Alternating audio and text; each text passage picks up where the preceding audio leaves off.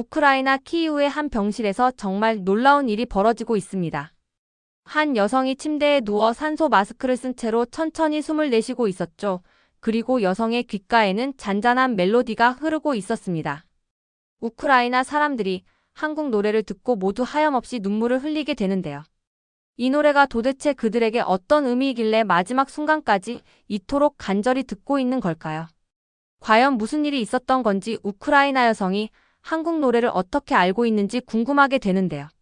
바로 시작합니다. 구독과 좋아요 눌러주시면 영상 제작에 큰 힘이 됩니다. 저는 한국인들과 일하고 싶지 않았어요. 그냥 한국인이라는 단어만 들어도 턱이 굳어지고 있었죠. 어릴 때부터 이야기를 들어왔거든요. 한국인들이 얼마나 차갑고 너무 엄격하고 인정이 없다는 이야기들이요. 저는 우크라이나의 작은 마을에서 오랜 세월 동안 이런 생각들 주위에 단단한 벽을 쌓아왔어요. 그 누구도 제 생각에 의문을 제기하지 않았죠. 그날 아침은 안개가 자욱했어요. 건설 현장을 가로질러 걷고 있었는데 철골 구조물이 하늘을 향해 거대한 손가락처럼 뻗어 있었습니다. 손에 든 클립보드가 무겁게 느껴지고 있었어요.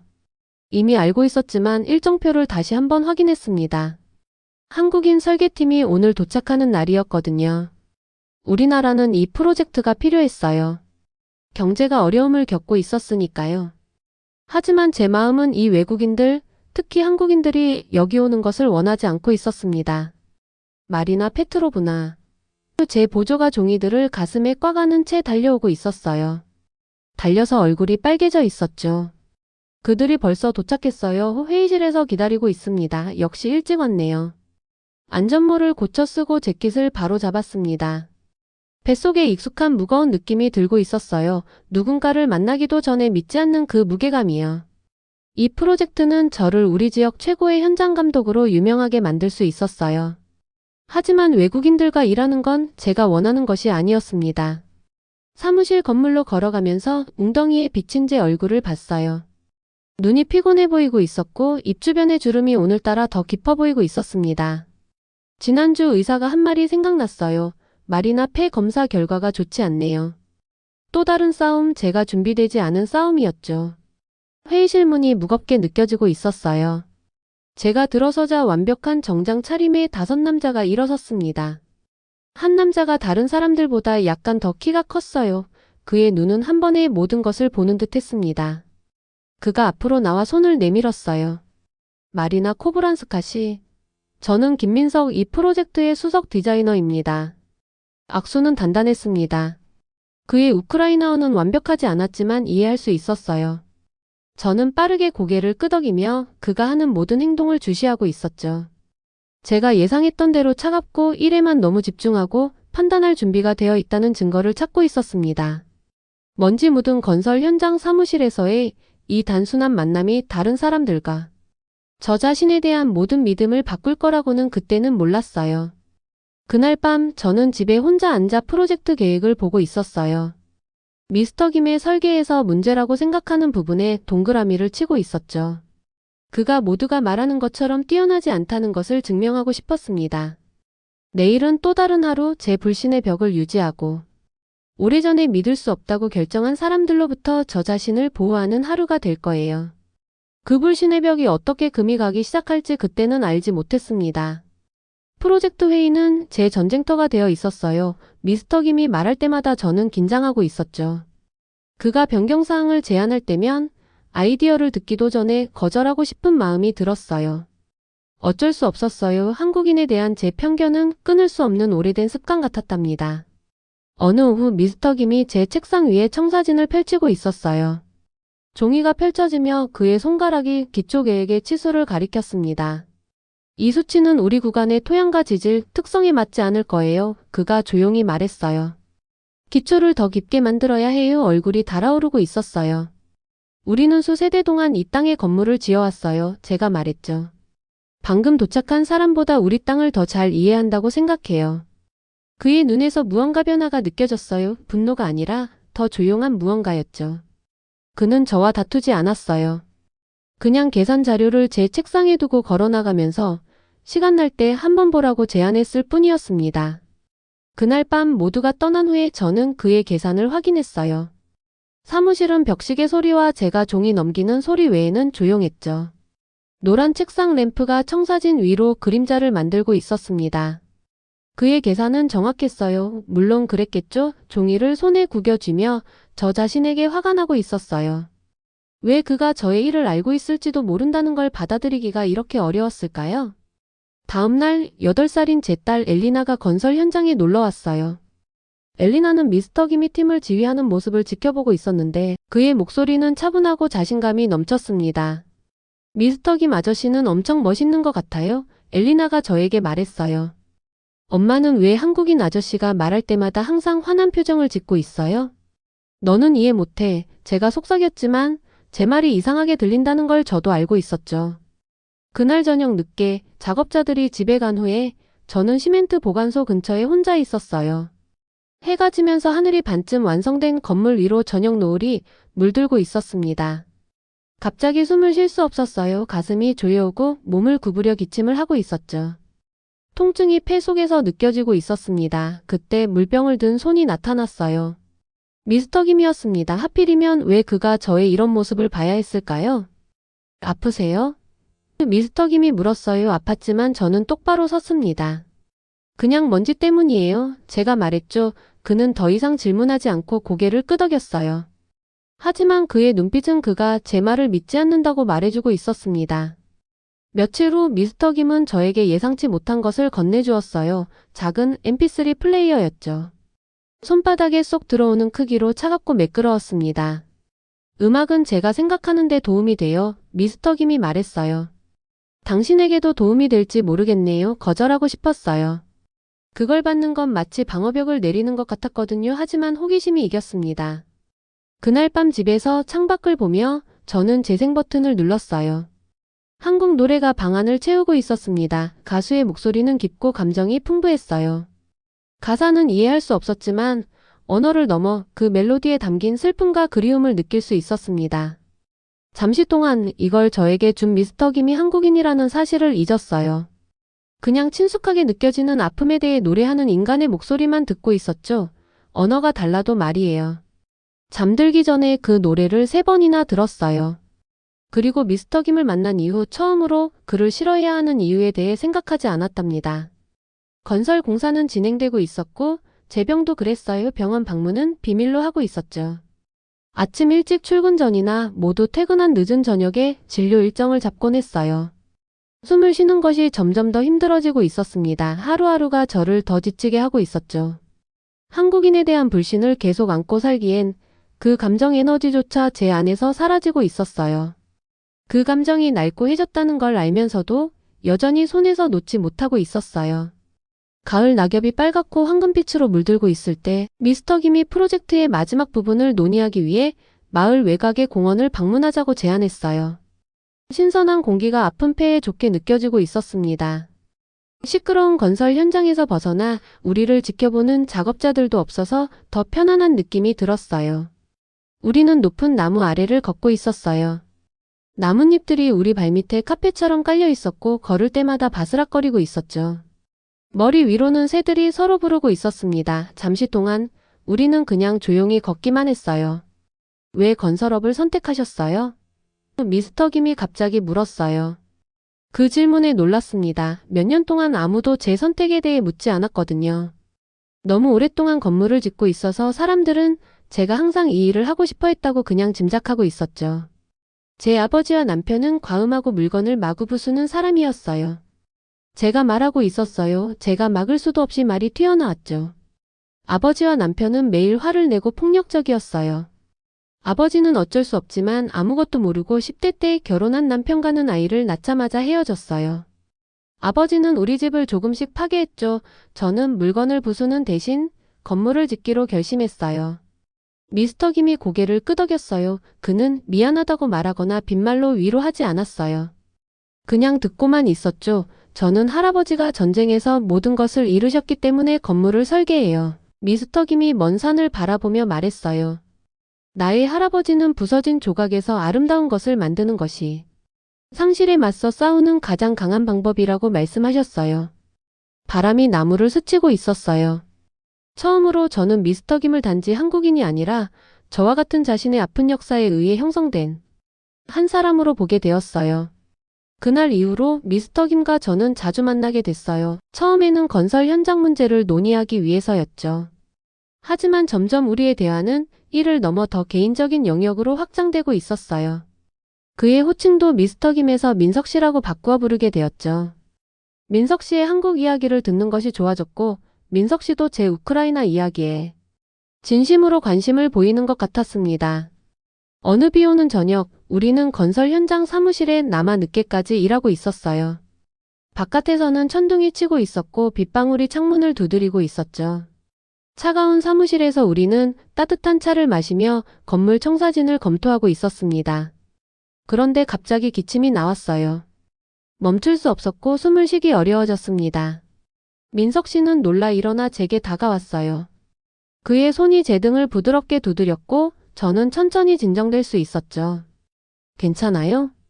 그의 목소리에는 진심 어린 걱정이 담겨 있었어요. 네, 그냥 먼지 때문이에요. 제가 거짓말을 했습니다.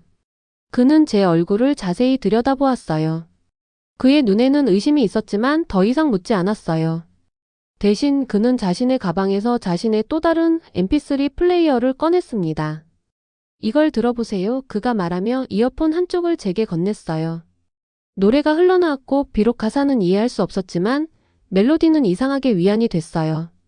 우리는 그렇게 나란히 앉아 한쪽 이어폰씩 나눠 끼고 노래를 듣고 있었습니다. 그 순간 저는 민석 씨의 얼굴을 바라보고 있었어요. 그와 눈이 마주쳤고 무언가가 우리 사이에 흐르는 것을 느꼈습니다. 그날 밤 비가 그치고 민석 씨가 저를 집까지 데려다 주었어요. 우리는 집에 도착하고 문 앞에 잠시 서 있었는데 갑자기 모든 것이 변했습니다. 그가 제 손을 잡았고 나는 그를 밀어내지 않았어요. 말이나 그가 속삭였습니다. 당신이 제게 무슨 의미인지 알고 있나요? 말하지 마세요. 제가 대답했어요. 우리 둘 다 이게 불가능하다는 걸 알잖아요. 하지만 그날 밤 우리는 불가능을 가능하게 만들었습니다. 민석 씨의 입술이 제 입술에 닿았고 20년간의 편견이 한순간에 무너졌어요. 그 키스는 짧았지만 제 인생을 영원히 바꿔놓을 것만 같았어요. 다음 몇 주 동안 우리는 비밀 연인이 되었어요. 건설 현장에서는 전문가로 일과 후에는 서로에게 빠져있는 두 사람으로 지냈죠. 그와 함께한 시간들은 제게 새로운 세상을 열어주었어요. 그의 이야기, 그의 문화, 그의 음식, 그의 노래. 모든 것이 제게는 신비로웠고 매력적이었습니다. 그러나 행복은 오래가지 않았어요. 어느 날 제 아버지가 우리를 함께 보았습니다. 아버지는 소련 시절 강한 반미, 반한 성향을 가진 사람이었어요. 한국전쟁 당시 소련 연방이 북한을 지원했던 역사 속에서 자란 아버지는 한국인을 미국의 편에 선 적대국의 사람으로 여겼죠. 그는 젊은 시절 소련 선전물에서 한국인들에 대한 부정적인 이미지를 보고 자랐고 그 편견이 평생 굳어져 있었어요. 아버지는 분노했고 저에게 최후 통첩을 주었습니다. 그 한국인과 관계를 끊든지 아니면 이 집과 가족을 잇든지 선택해라. 저는 갈등에 빠졌어요. 민석 씨를 사랑했지만 가족을 버리는 것은 너무 큰 희생이었습니다. 더구나 그때는 제 병이 더 심해지고 있었고 의사들은 제게 안정이 필요하다고 했어요.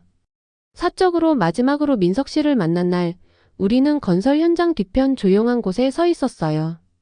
당신이 가족과 헤어지는 것을 바라진 않아요. 민석 씨가 말했어요. 그의 눈에는 이해와 슬픔이 가득했습니다. 저는 당신을 이해해요. 가족은 중요하죠. 미안해요. 제가 울면서 말했어요. 다른 시간, 다른 장소에서 만났다면. 민석 씨는 제 얼굴을 부드럽게 만지며 미소 지었어요. 어쩌면 언젠가 다시 만날 수 있을지도 모르죠. 내가 준 mp3를 들을 때마다 나를 기억해 주세요.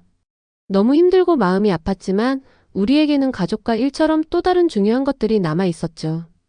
이후에도 건설 현장은 일이 계속되었어요. 새로운 문제들이 매일 발생했죠. 집에서 엘리나는 저의 변화를 알아챘어요. 우리는 부엌 테이블에 앉아 차를 마시고 있었고 민석 씨가 준 mp3 플레이어가 테이블 위에 놓여 있었습니다. 엄마, 뭔가 달라졌어요. 그녀가 말했어요. 더 이상 한국인들에 대해 불평하지 않네요. 그런데 매일 밤 한국 노래를 듣고 있어요. 무슨 일이 있었던 거예요? 저는 한참 동안 대답하지 못했어요. 어떻게 설명해야 할지 몰랐죠. 어떻게 20년 동안의 편견이 몇 주 만에 사랑으로 바뀌었는지를요. 그리고 힘든 헤어짐의 과정까지도요. 사람들은 우리가 생각했던 것과 다를 수 있어. 마침내 제가 말했어요. 때로는 가장 예상치 못한 사람이 우리 인생을 바꿀 수 있어. 그날 밤 저는 슬프고 또 슬프지만 민석 씨의 노래를 들으며 잠이 들었어요. 꿈에서 우리는 다시 함께 있었고 꿈에서는 아무도 우리를 갈라놓을 수 없었죠. 하지만 현실에서 저는 마음의 상처를 티내지 않고 일을 해야 했죠. 그러던 어느 날 의사의 말은 마치 문이 닫히는 것처럼 확정적이었어요. 말기 폐질환. 6개월 아마 그보다 더 짧은 시간이 남았다고 했죠. 의사 선생님이 말하는 동안 하얀 병원방이 제 주위로 막 좁아지는 것 같았어요. 의사 선생님의 목소리는 마치 물속에서 말하는 것처럼 멀게 들리고 있었습니다. 처음에는 아무에게도 말하지 않았어요. 제 딸 엘리나에게도, 제 건설팀에게도 아니었죠. 물론 민석 씨에게도 알리지 않았어요. 대신 건설 프로젝트를 완성하는 데 모든 것을 쏟아붓고 있었어요. 다른 누구보다 더 늦게까지 꼼꼼하게 검토하며 일했죠. 건물을 완벽하게 만드는 데 집중하면 어쩌면 제 마음과 몸이 무너져가고 있다는 사실을 잊을 수 있을 것 같았어요. 건설 현장은 제 두 번째 집이 되어 있었어요. 철골 기둥이 하늘로 올라가는 것을 지켜보고 있었죠. 모든 측정값을 2번씩 확인했어요. 모든 청사진을 외우고 있었답니다. 때로는 모두가 집에 가고 난 후에 반쯤 완성된 건물 안에 혼자 서서 열린 지붕을 통해 별을 바라보곤 했어요. 하지만 제 몸은 저를 배신했어요. 정부 관계자들이 지켜보고 카메라 플래시가 터지는 최종 점검 중에 제 폐가 갑자기 조여왔어요. 기침이 시작되더니 멈추지 않았죠. 세상이 옆으로 기울다가 암흑 속으로 빠져들었어요. 병원 침대에서 눈을 떴어요. 천장은 하얗고 시트는 뻣뻣하고 까칠했어요. 방은 소독약과 약 냄새가 나고 있었죠. 엘리나가 제 손을 꼭 잡고 앉아 있었어요. 그녀의 눈에는 걱정과 두려움이 가득했습니다. 엄마 왜 말하지 않았어요? 제 딸이 물었어요. 얼마나 오래 아팠던 거예요? 저는 대답할 수 없었어요. 제 목소리는 사포처럼 거칠게 변해 있었고 숨을 쉬는 것조차 힘들었으니까요. 대신 엘레나의 손을 꼭 잡아주었어요. 제가 직면한 가장 큰 도전은 죽음이 아니었어요. 제가 붙잡고 있던 건 상처가 아니라 증오였고 그걸 위해 너무 많은 인생을 낭비했다는 깨달음이었죠. 우리 모두 같은 결말을 맞이하는데도 저는 사람들이 어디서 왔는지에 따라 그들을 밀어내고 있었어요. 프로젝트는 제가 없이도 완성되었어요. 엘리나가 병실로 사진을 가져왔죠. 햇살 속에 건물이 높고 반짝이며 서 있었어요. 중공 표지판에는 우크라이나와 한국어가 함께 적혀 있었어요.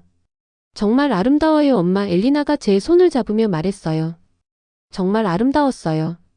그리고 그 건물은 제가 떠난 후에도 오랫동안 서 있을 거였죠.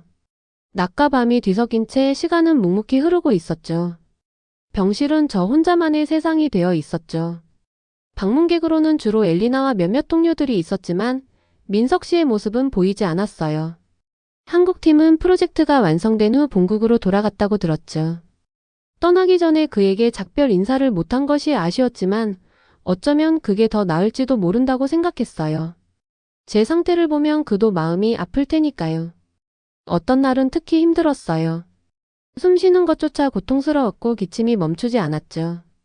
그런 날이면 저는 자주 mp3 플레이어로 노래를 들었어요. 그 한국 노래들이 제게 위로가 되었죠. 가사를 완전히 이해하지는 못했지만 그 멜로디와 감정은 제 마음을 진정시켜 주었어요. 엘리나는 제가 노래를 들을 때마다 이상한 표정을 지었어요. 엄마, 그 노래들이 그렇게 특별해요? 어느 날 그녀가 물었어요. 이 노래들은 내게 다른 세상을 보여줬어. 제가 답했어요. 내가 내 편견이 얼마나 좁은 세상에 살고 있었는지를 깨닫게 해줬어. 그날 밤 엘리나가 떠난 후 저는 다시 한국 노래를 틀었어요. 외국 음악이 아닌 인간의 이야기로 들었죠. 저처럼 상실과 희망을 이해하는 목소리가 부르는 노래였어요. 그렇게 몇 주가 지났어요. 제 상태는 점점 나빠지고 있었고 의사들은 더 강한 진통제를 제안했어요. 밤마다 기침으로 깨어나는 일이 잦아졌고 매번 깰 때마다 이게 마지막 일까 두려워했죠. 때로는 산소 마스크 없이는 제대로 말도 할 수 없었어요. 어느 날 의사가 저에게 말했어요. 마리나 씨 6개월이라고 했던 예상보다 상태가 빠르게 진행되고 있어요. 이제는 가족들에게 알리고 필요한 준비를 하는 것이 좋겠습니다. 저는 몇 시간 동안 창밖만 바라보고 있었어요. 밖에서는 눈이 내리기 시작했고 세상은 하얗게 덮여가고 있었죠. 엘리나가 병실에 들어와 저를 꼭 안아주었어요. 엘리나의 눈에 눈물이 맺혀 있었지만 그녀는 강한 척하고 있었죠. 한국 동료들에게 소식을 전해야 할까요? 엘레나가 물었어요. 저는 잠시 생각했어요. 민석 씨가 내 생각을 하고 있을까? 내가 없는 동안 그는 어떻게 지내고 있을까? 어쩌면 민석 씨는 이미 새로운 프로젝트를 시작했을 테고 저는 그저 지나간 기억일 뿐일 거예요. 그리고 민석 씨는 자기 삶이 있어. 우리 프로젝트는 끝났고 그걸로 충분해. 그날 밤 머리맡에 놓인 mp3 플레이어에서 노래가 흘러나오는 동안 저는 이 모든 것이 어떻게 끝날지 생각했어요. 인생이 끝날 때 무엇이 중요할까요? 건물? 성공? 아니면 우리가 만났던 사람들과의 연결? 민석 씨가 제게 준 음악이 제 마음속 깊은 곳을 울리고 있었어요. 그것은 마치 우리 사이에 보이지 않는 다리 같았죠. 깊은 밤 저는 문득 생각했어요. 다른 삶에서라면 우리는 어땠을까? 만약 제가 그를 처음부터 열린 마음으로 받아들였다면 우리의 이야기는 어떻게 달라졌을까? 그리고 저는 살아남았어요. 의사들의 예상과 달리 6개월이 지나고 1년이 지나도 저는 여전히 숨을 쉬고 있었어요. 엘리나는 그것을 의지의 힘이라고 불렀지만 저는 그저 제가 할 일이 아직 남아있다고 생각했어요. 마치 미완성된 이야기가 있는 것처럼 무언가 제가 놓친 것이 있다는 느낌이 들었거든요. 그렇게 시간은 흘러갔고 저는 점점 더 약해졌어요. 하지만 제 마음속에는 이상한 평화가 자리 잡고 있었습니다. 편견이라는 감옥에서 벗어나니 세상은 더 넓고 더 따뜻하게 느껴졌어요. 그 감옥의 문을 여는데 도움을 준 사람이 다름 아닌 제가 처음 만났을 때 가장 불신했던 민석 씨였다는 사실이 아이러니했죠. 가끔 특히 밤에 잠을 이루지 못할 때면 저는 생각했어요. 그는 지금 어디에 있을까? 잘 지내고 있을까? 그도 가끔 저를 생각할까? 제 폐는 약해졌지만 제 심장은 어느 때보다 강해졌어요. 그리고 저는 계속 살았습니다. 6개월이 아니라 몇 년을 더 살았어요. 그리고 이제 20년이 지난 지금 저는 여전히 이 병원 침대에 누워 있습니다. 20년이 꿈처럼 흘러갔습니다. 의사들이 제게 6개월밖에 남지 않았다고 했는데도 저는 여전히 병원 침대에 누워 있습니다. 머리카락은 하얗게 변했고 손은 주름지고 손등은 반점으로 얼룩져 있어요. 하지만 기적처럼 살아 있습니다. 어느 순간부터는 산소 없이 말조차 이어가기 어려웠지만요. 딸과 이야기를 나누다 숨이 가빠지면 조용히 입을 다물곤 했죠. 가장 참기 어려운 건 밤이었습니다. 기침 소리가 새벽 공기를 찢을듯 울릴 때마다 이게 마지막 일지도 생각했어요. 그런 날들 속에서 저는 민석 씨가 준 이제는 시간이 오래두어 고장난 mp3 플레이어를 바라보며 버텼습니다. 고장나기 전 수년 동안 그 음악은 제 유일한 위안이었어요. 그때였어요. 엘리나가 급하게 저를 불렀습니다. 엄마 혹시 이분 아니야? 한국 남자가 대답했다며 딸이 핸드폰을 내밀었습니다. 한 남자가 자신이 김민석이라며 우크라이나에 와 있다고 했어요. 제 이름을 말하면서 저를 보고 싶어 한다고 했습니다. 저는 핸드폰을 쥐고 손을 떨었습니다. 20년 동안 꽁꽁 얼려두었던 감정들이 한꺼번에 밀려왔어요. 처음에는 망설였지만 엘리나의 격려로 메시지를 보냈습니다. 민석 씨, 저 마리나예요. 마리나, 정말 당신인가요? 만날 수 있을까요? 병원의 허락을 받고 외출을 나갔습니다. 엘리나가 휠체어를 밀어 병원 앞까지 데려다 주었어요. 그리고 거기서 저는 20년 만에 다시 민석 씨를 마주했습니다. 오랜만이네요.